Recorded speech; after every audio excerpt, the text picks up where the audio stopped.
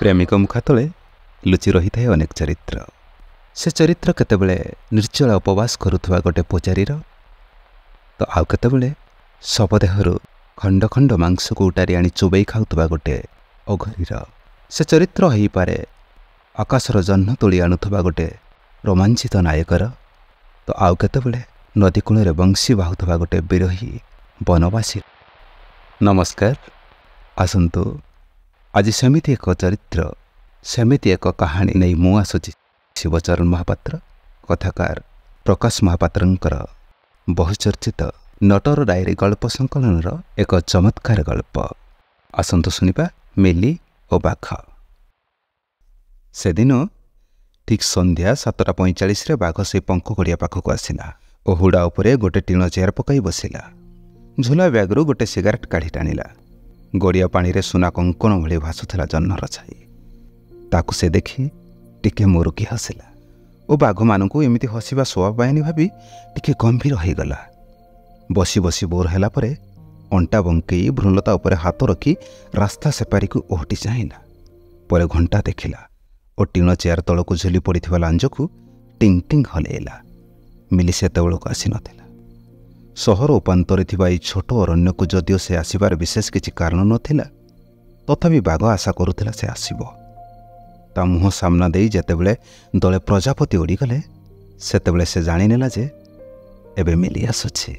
ରାତିରେ ଝିଅମାନେ ଅରଣ୍ୟକୁ ଆସିବାର ଅର୍ଥ କିଛି ଥାଇପାରେ କି? ସେ ନିଜକୁ ନିଜେ ସନ୍ଦେହୀ ପ୍ରଶ୍ନଟିଏ କଲା ଓ ଉତ୍ତରଟା ଭାବୁ ଭାବୁ ତାକୁ ମିଲିର ସ୍ୱର ଶୁଣାଗଲା। ହଁ, ଥାଏ। କାରଣ ଅରଣ୍ୟକୁ ଟାଣେ। ଝିଅମାନେ କ'ଣ ଅରଣ୍ୟ?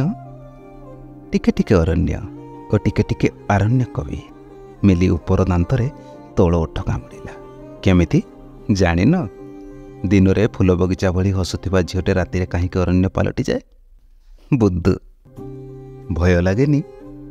ଅରଣ୍ୟ କ'ଣ ଅରଣ୍ୟକୁ ଡରେ? ବାଘ ଟିକେ ମୁରୁକି ହସିଲା। ପୁଣି ମୁରୁକି ହସିବା ପୁରୁଷାକାର ନୁହେଁ ଭାବି ଟିକେ ଗମ୍ଭୀର ହୋଇଗଲା। ଆସ୍ତେ ଗଳାରେ କହିଲା, ବାଘ କିନ୍ତୁ ଅରଣ୍ୟକୁ ଭଲ ପାଏ।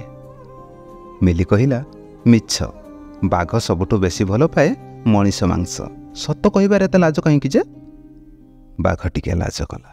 ପୁଣି ଲାଜ କରିବା ବାଘକୁ ଶୋଭା ପାଏନି ଭାବି ଟିକେ ଗମ୍ଭୀର ହେଲା। କହିଲା, ଆଗରୁ ଢେର ଖାଇଛି, ନିଜ ହିଂସ୍ରତାକୁ ପରଖିଛି।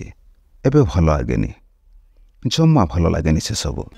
କାହିଁକି ଭଲ ଲାଗେନି? ବୟସ ହେଇଗଲା ବୋଲି? ବୟସ କ'ଣ ବ୍ୟାଘ୍ରତାକୁ ହରି ନେଇପାରେ?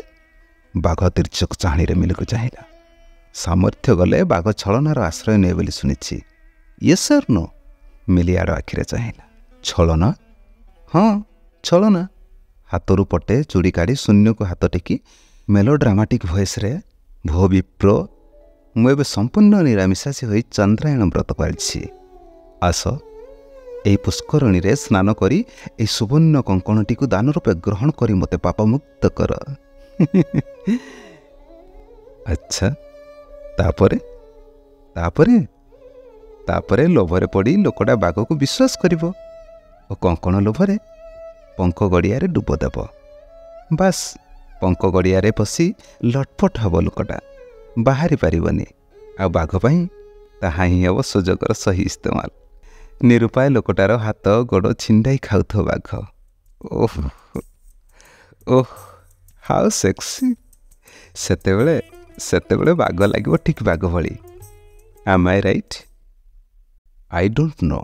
ଆଚ୍ଛା, ତମେ କହିଲ, ବାଘକୁ କ'ଣ ସନ୍ନ୍ୟାସୀ ବେଶ ଶୋଭା ପାଏ? ଛି, ରକ୍ତ ମାଂସର ଲୋଭ ନଥିବା ବାଘ କ'ଣ ବାଘ? ଛି, ଗର୍ଜନରେ ଯଦି ଶିହରିତ ହେଉନି ଅରଣ୍ୟ, ପୁରୁଷାକାରରେ ଯଦି ଜୀବନ୍ୟାସ ପାଉନି ଆତଙ୍କ, ରକ୍ତପାତରେ ଯଦି ଆର୍ଦ୍ର ହେଉନି ଆରଣ୍ୟକ ଭୂମି, ତେବେ ତ ସେ ବ୍ୟାଘ୍ରର ବ୍ୟାଘ୍ରତାକୁ ଧିକ୍। ଶୁଣିଛ, ବାଘ କେବେ ପ୍ରେମହୀନ ହେଲାଣି ଶିକାର ପ୍ରତି? ମ୍ଳାନ ହସି ବାଘ ଆସ୍ତେ ଗଳାରେ କହିବ, ମୁଁ ଏବେ ଶିକାରର ପ୍ରେମରେ ନୁହେଁ ମିଲି, ପ୍ରେମର ଶିକାରରେ। କିନ୍ତୁ ସେ ପ୍ରେମରେ ଉଷ୍ଣତା କାହିଁ, ଜ୍ୱଳନ କାହିଁ?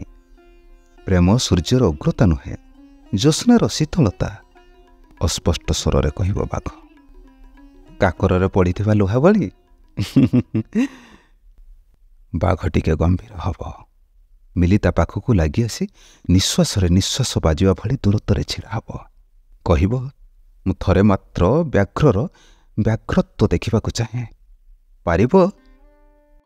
କେମିତି? ମୋତେ କଙ୍କଣ ଲୋଭ ଦେଖାଇବ? ଚାଟୁକାରିତାର ମୁଖା ପିନ୍ଧି ମୋତେ ସ୍ପର୍ଶ କରିବ ତୁମ କ୍ରୂରତା? ପାରିବ? ଦିଅ ମୋତେ ସେ ସୁନାର କଙ୍କଣ। ସୁନା କଙ୍କଣ ତ ସେଇଠି ଭାସୁଛି। ଗଡ଼ିଆ ପାଣିରେ ପଡ଼ିଥିବା ଜହ୍ନର ଛାଇକୁ ଦେଖି ବାଘ ହସି ହସି କହିଲା, ସେଠି ଭାସିଲେ କ'ଣ ହବ? ସେଠୁ ଆଣି ମୋ ହାତରେ ପିନ୍ଧାଇ ଦେବାର ସାମର୍ଥ୍ୟ କ'ଣ ଅଛି? କି ପୁରୁଷ ହେଇଛ ମ? ଶକ୍ତି ନାହିଁ? ହଠାତ୍ ଚେୟାର ଛାଡ଼ି ଛିଡ଼ା ହେଲା ବାଘ। ଲାଞ୍ଜକୁ ଚକ୍ରବ୍ରତ ଘୁରାଇ ଗୋटे ଭୟଙ୍କର ଗର୍ଜନ କଲା ଓ ପୋଖରୀ ହୁଡ଼ାରୁ ଲମ୍ଫ ପ୍ରଦାନ କଲା ଗଡ଼ିଆ ପାଣିକୁ। ଭୟ ଉତ୍ତେଜନାରେ ଆଖି ମୁତି ଦେଲା ମିଲି। ଆଖି ଖୋଲି ଦେଖିଲା ବେଳକୁ ପଙ୍କ ଗଡ଼ିଆରେ ଧୀରେ ଧୀରେ ବଢ଼ି ଯାଉଛି ବାଘ। ମୁହଁରେ ତାର କିନ୍ତୁ ଲାଖି ରହିଥିଲା ଚେନାଏ ହସ। ଗଡ଼ିଆର ପାଣିରେ ଖଣ୍ଡ ବିଖଣ୍ଡିତ ହୋଇ ଭାସୁଥିଲା ଜହ୍ନର କଙ୍କଣ। ଉପରକୁ ହାତ ଟେକି ଦେଇଥିଲା ବାଘ। ହାତରେ ଥିଲା ଶେଷ ହୋଇ ଆସୁଥିବା ସିଗାରେଟର ଅବଶିଷ୍ଟାଂଶ।